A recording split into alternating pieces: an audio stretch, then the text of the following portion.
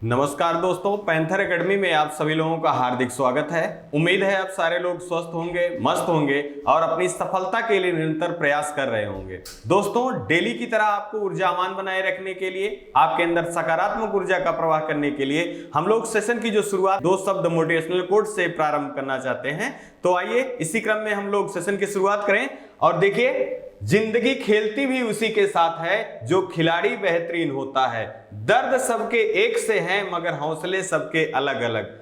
जो हताश होकर बिखर जाता है तो कोई संघर्ष करके निखर जाता है। आपको सफलता असफलता के चक्कर में पड़ना ही नहीं है। आपको अपने जो कार्य की क्षमता है उसको 100% देना है। और जब आप अपना 100% देंगे तो यकीन मानिए सफलता आपके पास आके ही रहेगी। इसी उम्मीद के साथ और इसी दृढ़ निश्चय के साथ, इसी संकल्प के साथ हम लोग आज सेशन का शुरुआत करेंगे और देखेंगे बहुत महत्वपूर्ण प्रश्नों का कलेक्शन किया गया है। आइए, पहला प्रश्न आपका देखिए दिया गया है।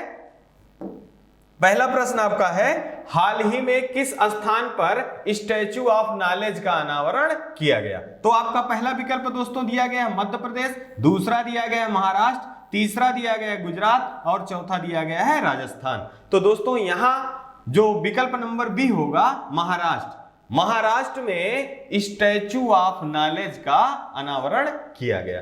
अब यह बात हमको जानना जरूरी है कि स्टैच्यू ऑफ नॉलेज किससे संबंधित है। तो हाल ही के दिन में मतलब 14 अप्रैल को हम लोगों ने डॉक्टर बी.आर. अम्बेडकर जी का जयंती के रूप में मनाया है। इसी दिन आपका स्टैच्यू ऑफ नॉलेज का अनावरण किया गया। और स्टैच्यू ऑफ नॉलेज का संबंध किससे है? तो बी.आर. अम्बेडकर जी से संबंधित है। इनकी प्रतिमा है जो महाराष्ट्र के लातूर में, महाराष्ट्र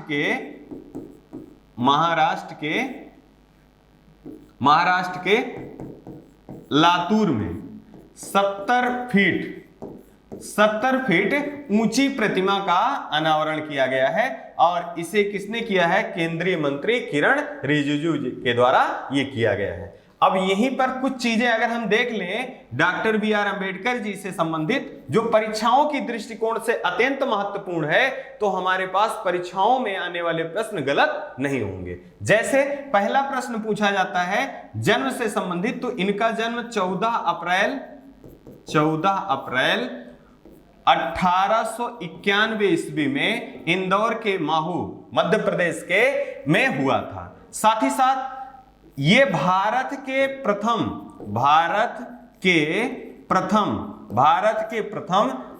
न्याय और विधि मंत्री या कानून मंत्री के रूप में पहले कौन थे? तो बी.आर. अम्बेडकर जी थे। साथ ही साथ प्रारूप समिति के अध्यक्ष कौन थे? तो बी.आर. अम्बेडकर जी थे। संविधान के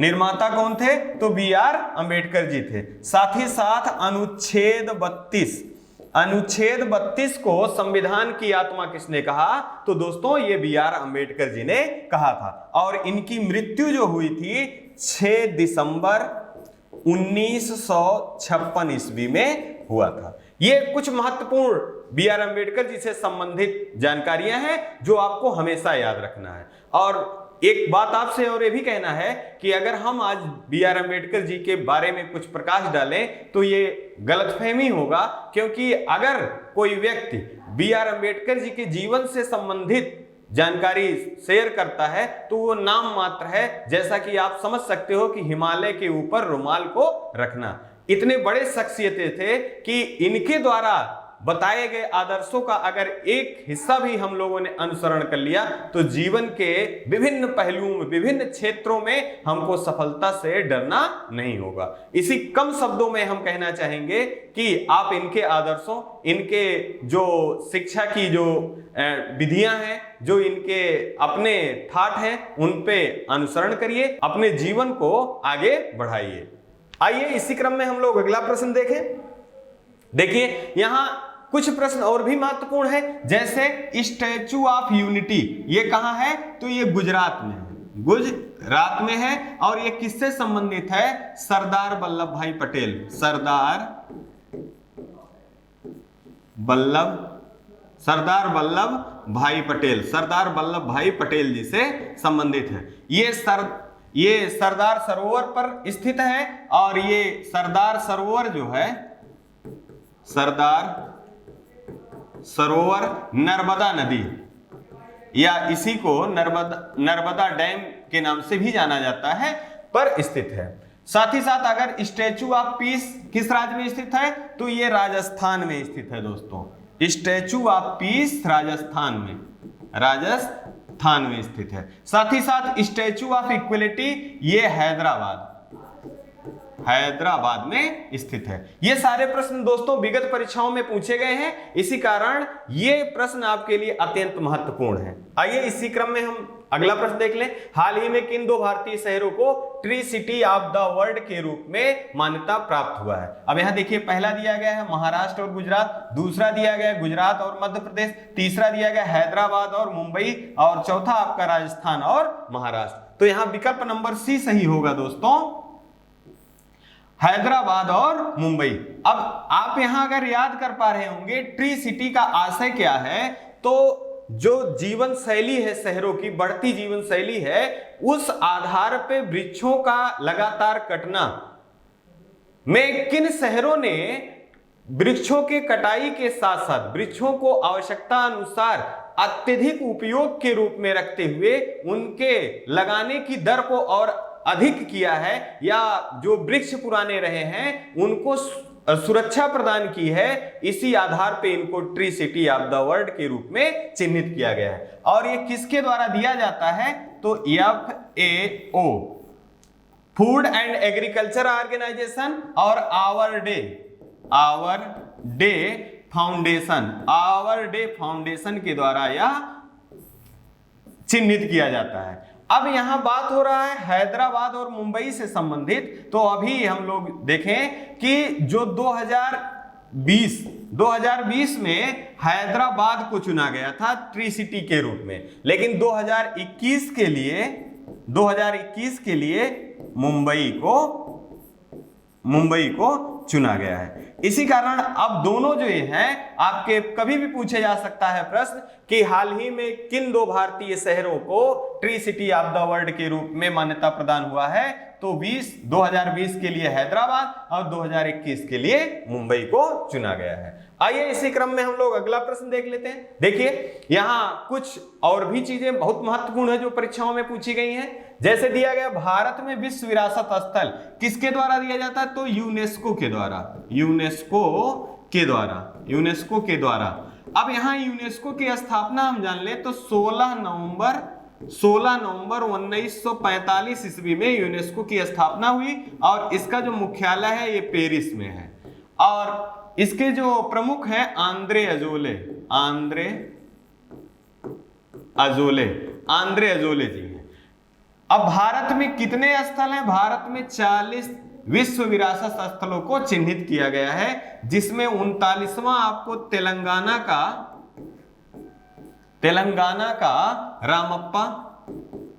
रामप्पा मंदिर, और 40वां जो है ये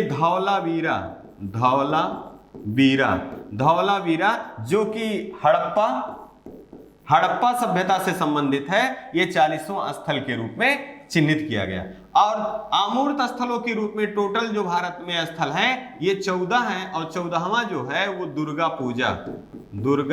पूजा को चिन्हित किया गया। अगर हम रामसर स्थल के बारे में बात करें दोस्तों, तो रामसर स्थल भारत में 49 रामसर स्थल हैं। अभी हाल के परीक्षा में यूपीएससी के द्वारा आयोजित किया गया परीक्षा, उसमें रामसर साइट से 2 महत्वपूर्ण प्रश्न पूछे गए थे, इसी कारण आपको ये सारे प्रश्न ध्यान में रखना है। और हाल के दिनों में उत्तर प्रदेश का बखिरा पक्षी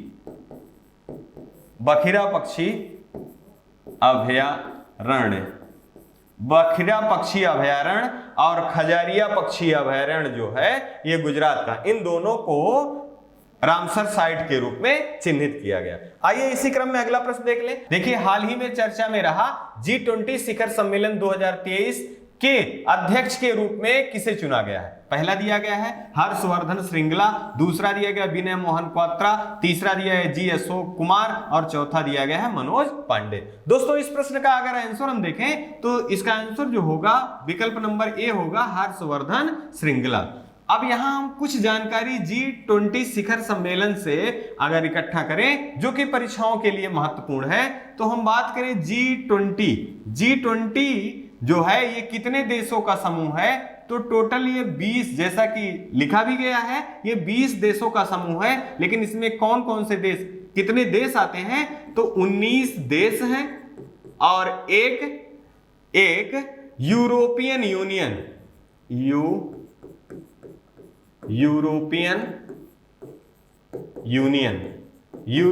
यूनियन मिलके ये टोटल 20 देशों का समूह है जो कि G20 के रूप में कार्य करता है। अगर हम बात करें कि G20 देशों की स्थापना या कार्य करना कब से इन लोगों ने प्रारंभ किया, तो 1999 ईस्वी से G20 देशों ने मिलकर कार्य करना प्रारंभ किया। और अगर यही बात कर लें कि जो 2021 के G20 शिखर सम्मेलन की अध्यक्षता किसने किया था, तो उसका अध्यक्षता जो है दोस्तों इटली ने किया था। किसने किया था दोस्तों? इटली ने किया था। जबकि 2022 की अध्यक्षता इंडोनेशिया ने किया। अब यहां इंडोनेशिया से एक चीज आपको ध्यान रखना है कि हाल ही के दिनों में इंडोनेशिया ने अपनी राजधानी को चेंज किया है। कौन सी? ये इनकी राजधानी कौन सी हो गई है? तो नुसंतारा जो है ये इंडोनेशिया की नई राजधानी बनी है। साथ ही साथ नुसंतारा का आशय क्या होता है? तो द्वीपों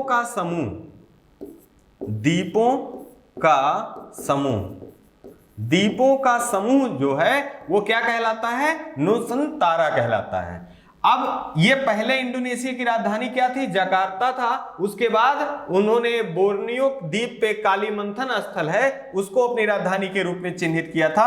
अब इसके बाद ये नुसंतारा यहाँ की राजधानी बनाई गई है। अगर हम यही बात कर लें हर्षवर्धन श्रृंगला जी के बारे में, तो 2023 G20 शिखर सम्मेलन की अध्यक्षता दोस्तों भारत करेगा। भारत के तरफ से G20 शिखर सम्मेलन के समन्वयक के रूप में किसे नियुक्त किया गया है? तो हर्षवर्धन श्रृंगला जी को नियुक्त किया गया है। और ये भारत के विदेश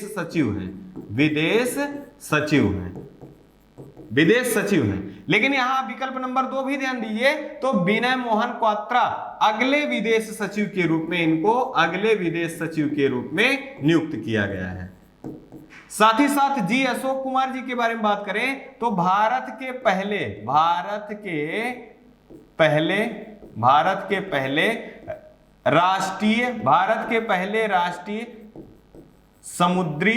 राष्ट्रीय समुद्री समन्वयक के रूप में किसे नियुक्त किया गया? तो जी अशोक कुमार को नियुक्त किया गया। और मनोज पांडे जी के बारे में बात करें तो थल सेना प्रमुख के रूप में, अगले थल सेना प्रमुख के रूप में किसे नियुक्त किया गया है? तो मनोज पांडे जी को नियुक्त किया गया। ये सारे प्रश्न आपके लिए अत्यंत महत्वपूर्ण है दोस्तों। इसी क्रम में आपको अपनी ऊर्जा को बनाए रखना है और आपको अपनी सकारात्मक ऊर्जा को बनाए रखना है। मंजिल से आगे बढ़कर मंजिल की तलाश कर, गर मिल जाए दरिया तो समंदर की तलाश कर, टूट जाता है शीशा पत्थर की चोट से, टूट जाए पत्थर ऐसा शीशा तलाश कर। अपने आप को इतना मजबूत बनाइए, परीक्षा चाहे जो हो सफलता आपके हाथ आनी ही आनी चाहिए। आइए इसी क्रम में अगला प्रश्न देखें। महत्वपूर्ण आयोजन फिर दिया गया है। COP 26 का आयोजन कहां किया गया था? तो ग्लासगो में किया गया। और COP 27 का आयोजन कहां किया जाएगा? ये मिस्र में किया जाएगा। ये सारे प्रश्न जो है दोस्तों वन लाइनर के टर्म में आपको हमेशा परीक्षाओं में देखने को मिलेंगे कि COP 26 का आयोजन कहां किया गया, COP 27 का कहां किया जाएगा। तो ये सारे प्रश्न अत्यंत महत्वपूर्ण है और यहां भूलने की संभावना ज्यादा होती है। इसी कारण उद्देश्य यह हमारा है कि आपको बार बार प्रश्नों के माध्यम से रिकॉल कराते रहें। अब देखिए 8वां ICC T20 महिला महिला विश्व कप 2023 का आयोजन कहां किया जाएगा? तो साउथ अफ्रीका में किया जाएगा। अब अभी हाल में आपने देखा है जो महिला T20 विश्व कप का आयोजन किया गया था उसकी विजेता टीम कौन रही है? तो ऑस्ट्रेलिया रही है। ऑस्ट्रेलिया रही है। आइए इसी क्रम में अगला प्रश्न देख लें। अगला प्रश्न है, हाल ही में चर्चा में रहा कॉमनवेल्थ गेम 2022 राष्ट्रमंडल खेल का आयोजन कहां किया जाएगा? अब यहां देखिए आपका कॉमनवेल्थ गेम या आपका राष्ट्रमंडल खेल से संबंधित प्रश्न पूछा गया है जो कि विगत परीक्षाओं में बहुत बार पूछा गया है। अब देखिए पहला दिया गया है आपका ऑस्ट्रेलिया, दूसरा बर्मिंघम, तीसरा कनाडा और चौथा दिया गया है यूएसए। तो यहां जो सही आंसर आपका होगा 2022 का, तो ये बर्मिंघम में इसका आयोजन किया जाएगा। अब यहीं पे कुछ हम राष्ट्रमंडल कॉमनवेल्थ गेम से कुछ संबंधित जानकारी इकट्ठा कर लें। ये कब प्रारंभ किया गया था? प्रारंभ कब किया गया था? तो ये 1930 ईस्वी में प्रारंभ किया गया था। पहला जो हुआ था वो कनाडा के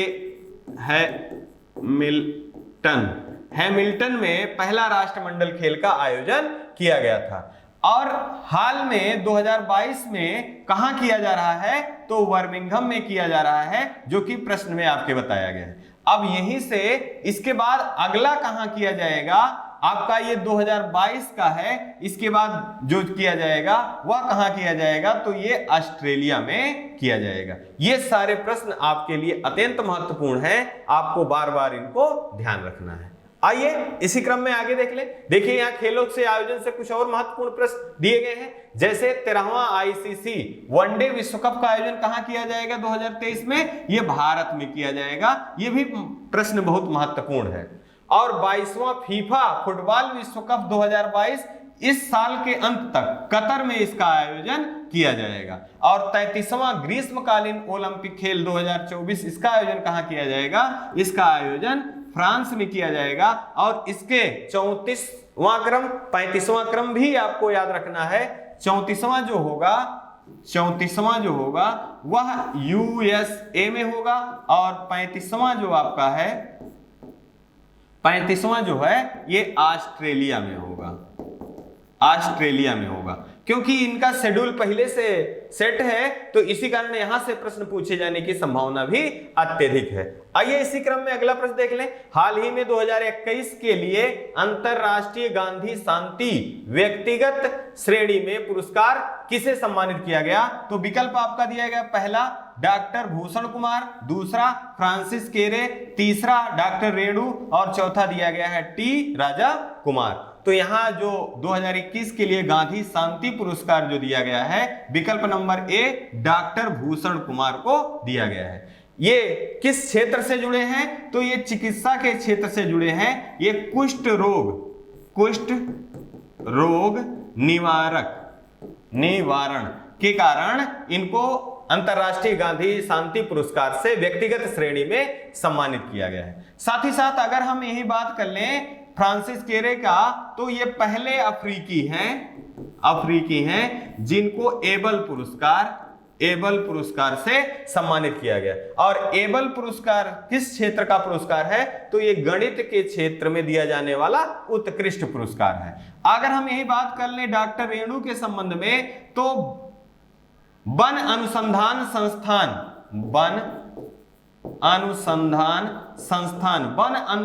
संस्थान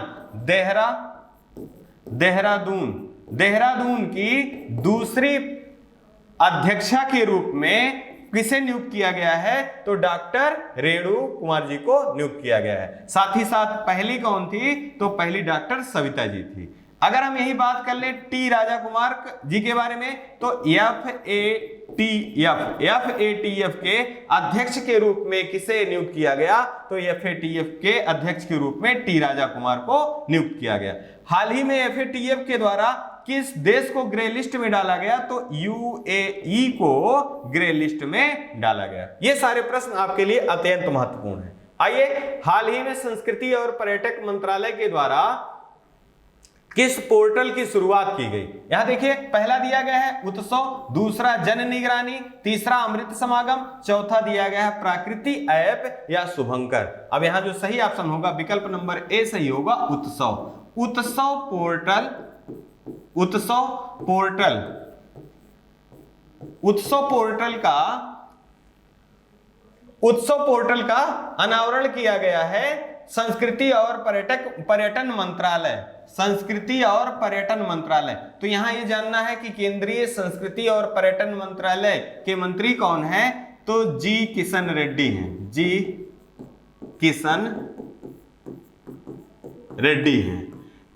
इसका उद्देश्य क्या है, तो भारत में जितने ऐतिहासिक स्थल हैं उन स्थलों को जन सामान्य तक पहुंचाना, मतलब इन स्थलों को ऑनलाइन या ई पोर्टल के माध्यम से, उत्सव पोर्टल के माध्यम से जनता तक पहुंचाना या उनके तक पहुंचाना। साथ ही साथ ये किस योजना के अंतर्गत कार्य कर रहा है, तो आजादी का अमृत महोत्सव, आजादी का अमृत महोत्सव के अंतर्गत यह कार्य कर रहा है। अगली बात अगर हम देखें, जन निगरानी पोर्टल को किसने लॉन्च किया, तो मनोज सिन्हा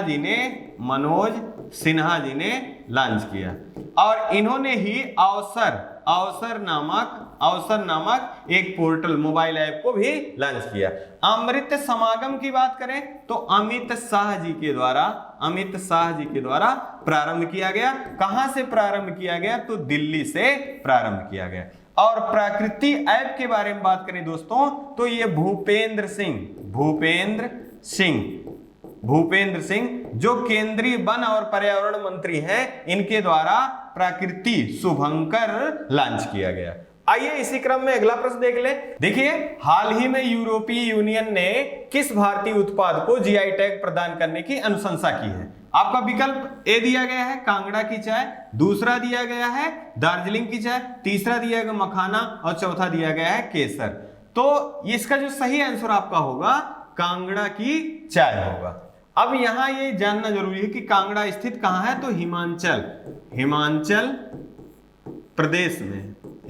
प्रदेश में स्थित है। अब जीआई टैग किस अधिनियम के द्वारा स्थापित किया गया था, तो अधिनियम जो है दोस्तों ये 1999 के अधिनियम के द्वारा इसको स्थापित किया गया। और जीआई टैग दिया जाना कब से प्रारंभ किया गया भारत में दोस्तों, तो भारत में 2003 से दिया जाना प्रारंभ किया गया।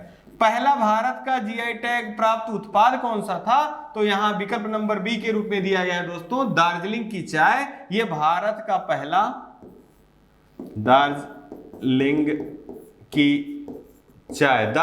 की चाय भारत का पहला जीआई टैग प्राप्त उत्पाद है। साथ ही साथ ये कितने वर्षों के लिए दिया जाता है, तो 10 वर्षों के लिए दिया जाता है। अब यहां बात हो रही है यूरोपियन यूनियन की, तो यूरोपियन यूनियन के द्वारा प्रदान की गई जीआई टैग का निरीक्षण कौन करता है, तो वो WTO करता है, वर्ल्ड ट्रेड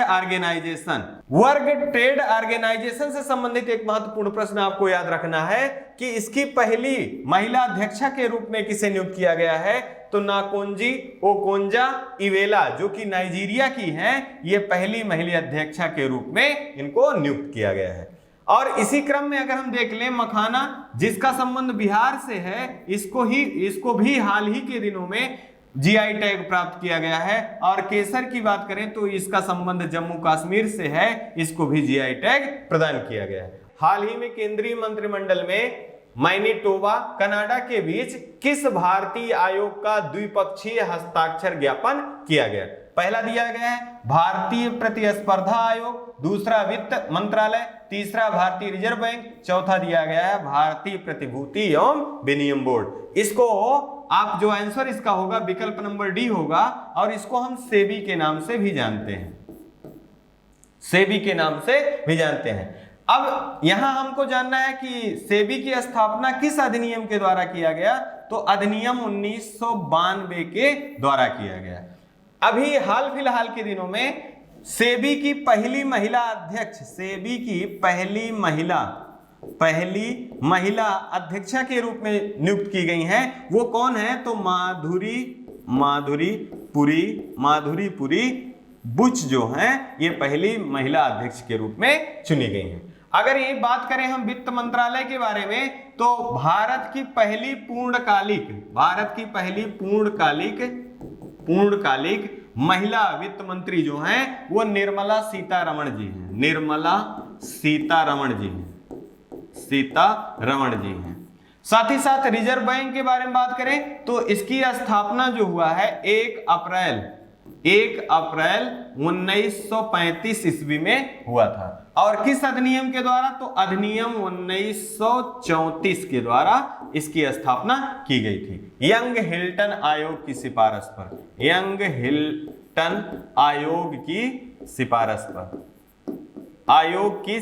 पर। आइए इसी क्रम में अगला प्रश्न देख लें। हाल ही में भारतीय सेना द्वारा किस दिवस को सियाचिन दिवस के रूप में मनाया गया? आपके विकल्प पहला दिया गया है, पहला विकल्प आपका 11 अप्रैल दिया गया है, दूसरा विकल्प 12 अप्रैल, तीसरा विकल्प दिया गया है 13 अप्रैल और चौथा विकल्प आपका दिया गया है 14 अप्रैल। तो आप इसका जो सही आंसर होगा ये आपका होगा 13 अप्रैल को सियाचिन दिवस के रूप में मनाया जाता है। और जो सियाचिन है विश्व की सबसे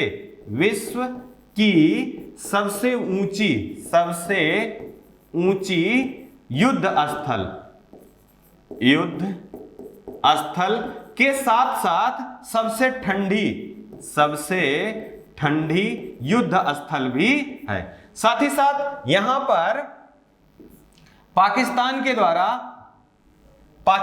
द्वारा अपना झंडा फहरा दिया गया था, जो कि भारतीय सैनिकों के पराक्रम के आगे उन सारे लोगों को झुकना पड़ा और उस ऑपरेशन का नाम दिया गया था ऑपरेशन मेघदूत। इसी कारण सियाचिन दिवस जो है वो ऑपरेशन मेघदूत के रूप में 13 अप्रैल को मनाया जाता है। अभी हाल फिलहाल के दिनों में अगर हम देखें तो 11 अप्रैल से संबंधित जानकारी, तो राष्ट्रीय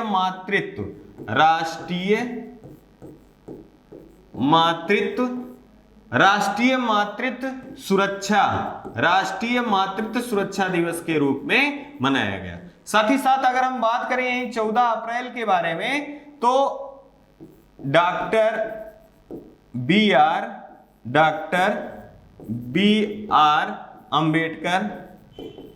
अंबेडकर की जयंती के रूप में और महावीर स्वामी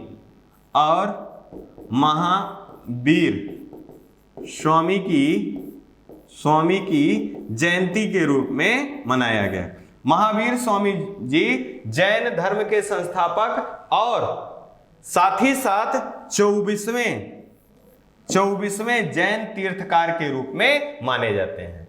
आइए इसी क्रम में हम लोग अगला प्रश्न देख लें दोस्तों। देखिए, हाल ही में जलियांवाला बाग हत्याकांड का कौन सा वर्षगांठ मनाया गया? अब यहां विकल्प आपका दिया गया है 101वां, दूसरा 102वां और तीसरा 103वीं और चौथा दिया गया है 105वीं। तो यहां जो सही आंसर आपका होगा विकल्प नंबर सी होगा 103वां।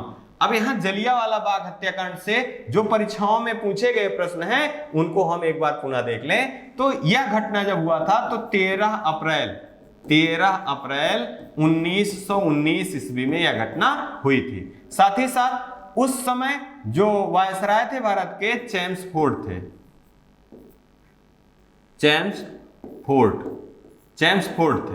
साथ ही साथ ये किस एक्ट के विरोध में हुआ था? तो रोलेक्ट एक्ट के विरोध में हुआ था। और रोलेक्ट एक्ट के विरोध में सत्यपाल और डॉक्टर सैफुद्दीन कीचलू के गिरफ्तारी के विरोध में लोगों ने प्रदर्शन किया था और जनरल डायर ने गोली चलाने का आदेश दिया था और यह घटना घटी थी। यह घटना कहां घटा था? तो यह पंजाब में घटा था। आइए इसी क्रम में अगला प्रश्न देख लें। देखिए, जैसा कि आप लोगों से कहा गया है कि स्टैटिक जीके के रूप में जो महत्वपूर्ण प्रश्न है उनका संकलन हम डेली दैनिक समसामयिकी की सीरीज में करते हैं। इसी क्रम में कुछ दर्शन दिए गए हैं जो कि विगत परीक्षाओं में पूछे गए हैं। इनके प्रवर्तक कौन थे उनको जानने की कोशिश करते हैं। जैसे सांख्य दर्शन के जो प्रवर्तक थे ये कपिल जी थे, कपिल मुनि, और योग दर्शन के पतंजल, और न्याय दर्शन के गौतम जी,